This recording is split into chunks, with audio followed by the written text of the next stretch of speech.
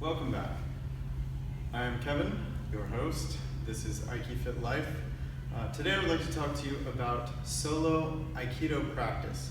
Sometimes you can't get to class regularly or every day, and there are things that you can do that I have done in my life to build your muscle memory. In Aikido, we need to move efficiently.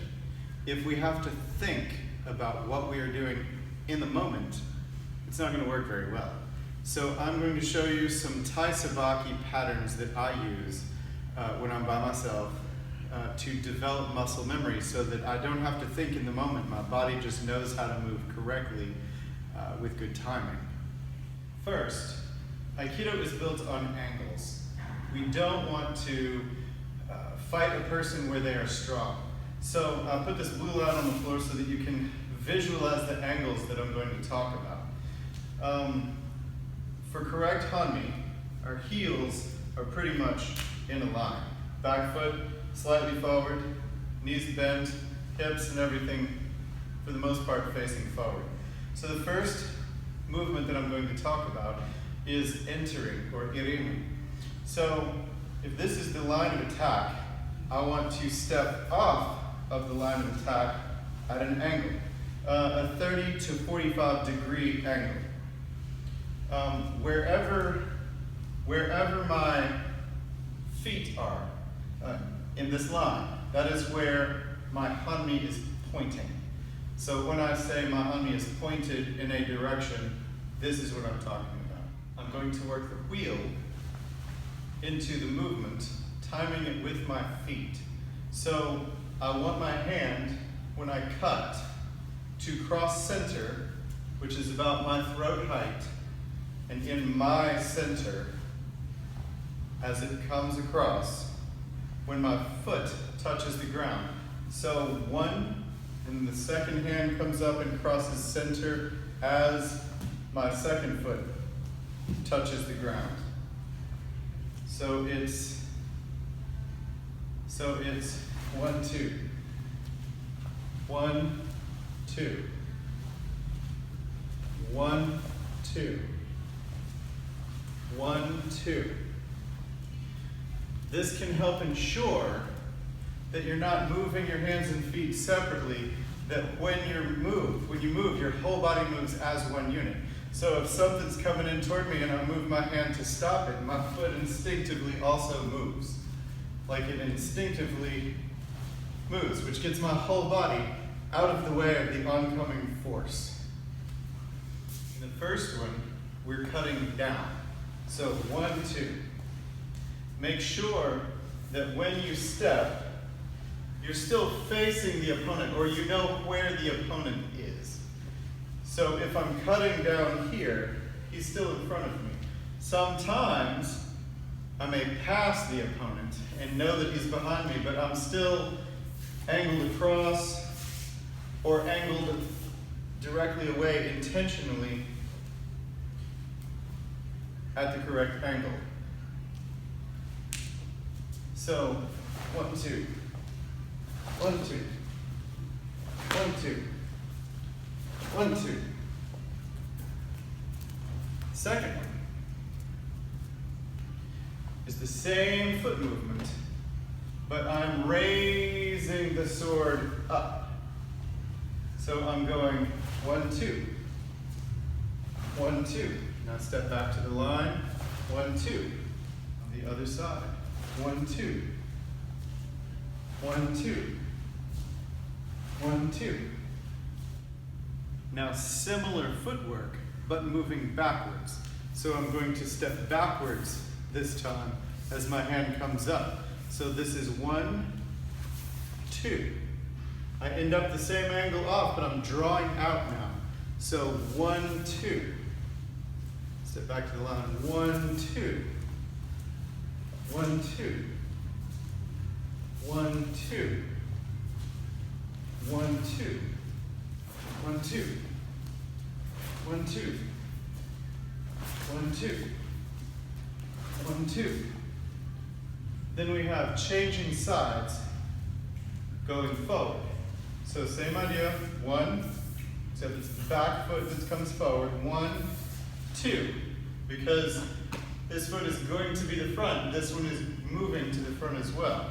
So 1, 2, and I come back, 1, 2, 1, 2, 1, 2. On the other side, 1, 2, 1, 2, 1, 2, 1, 2. Similarly, changing sides, now raising the sword is 1, 2, 1, 2, 1, 2, 1, 2, 1, 2, 1, 2. Keep in mind that my hands don't just stop here. They really continue going wherever my feet continue to move. You know, whatever is necessary in the moment. 1, 2.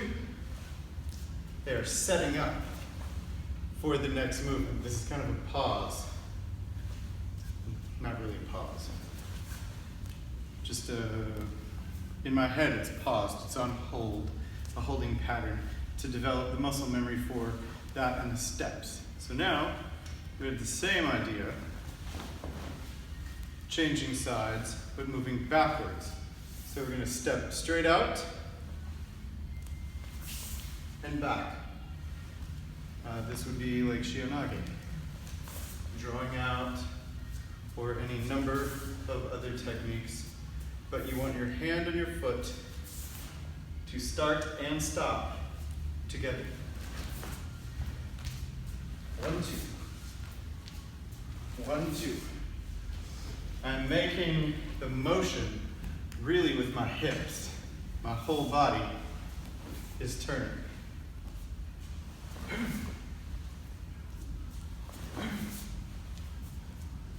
1, 2. 1, 2. And then the same thing cutting down. 1, 2. 1, 2. 1, 2. 1, 2. 1, 2. 1, 2. One thing that I would like to note that I think is very important in the efficiency of muscle memory is not just to sloppily step and not have control of myself. When I start and stop, I'm braced, not stuck, but I'm very, very solid and able to move directly to the next movement. I don't want to pull someone toward me, and when they come toward me fall down or be off balance. So I want to be very braced, anticipating the impact, but not stuck in the impact. And this brings us to Tenkan. So I'm going to use Irimi Tenkan to begin with. And this looks a little more complex, but it's not. To bring the wheel into it, I'm stepping with my front foot so that it crosses center as my foot lands. The second hand comes up, but the second hand changes from raising the sword to cutting the sword midway. So as I turn, this is coming up, as I turn, it begins to cut down. So as I Irimi Tenkan,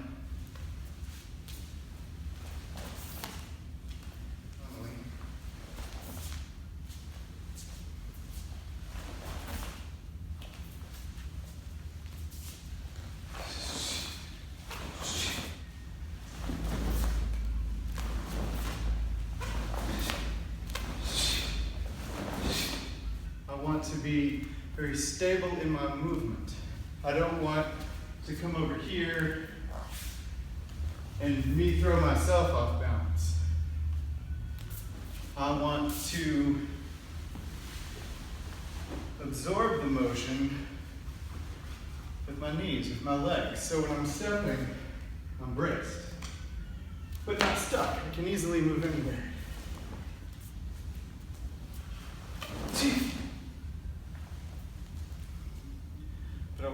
braced with my feet so that I'm not off balance as I'm bringing someone else around me.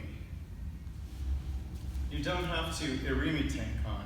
You don't have to take that first step. You could just practice the tenkan right where it is. Step out of the way and turn. You know, if you don't have time. Or if you're bringing it up. So you don't have to take that first step. You can break it down in any way you want. You can also make combinations out of these. Now, we recommend that. But combinations that you know that you use. Not just make up a bunch of stuff that goes together. Use combinations that you know what's going on in the movement. For example, stepping out and then cutting in. So let's say someone grabs me and I'm coming up here and then I'm cutting down Ikkyo. So the combination, you know, where I'm stepping out, or Kariminake. Visualize this line, drawing out, coming back in. I'm drawing out, coming back in. But visualize the line, visualize your angles, and develop your muscle memory where it's good and sturdy and clean.